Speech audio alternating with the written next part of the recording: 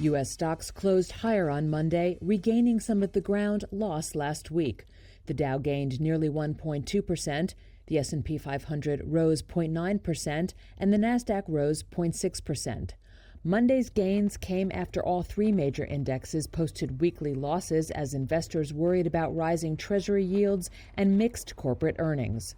While the majority of companies have beaten Wall Street estimates this earnings season, George Cipollone, portfolio manager at Penn Mutual Asset Management, says the market has seen stock declines from companies that have both missed and beaten estimates. There's a few reasons for that, and I think the market is so hooked on or so convinced that we have reached a trough in margins this quarter.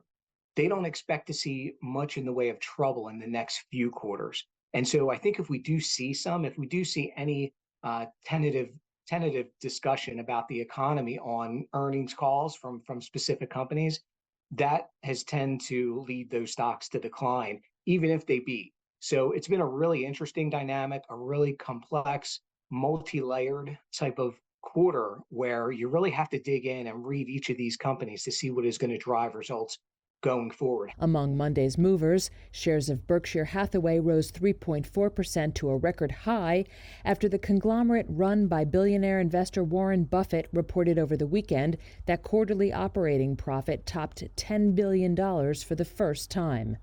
Shares of Tyson Foods slid 3.8% after the meat packer disappointed Wall Street expectations for third-quarter revenue. And vaccine makers BioNTech and Moderna slumped 7.5% and 6.5% respectively.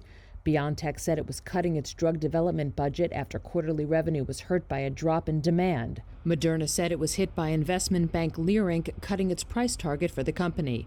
Investors now await the next round of inflation data, as Thursday's Consumer Price Index report is expected to offer more clues about the Federal Reserve's monetary policy path.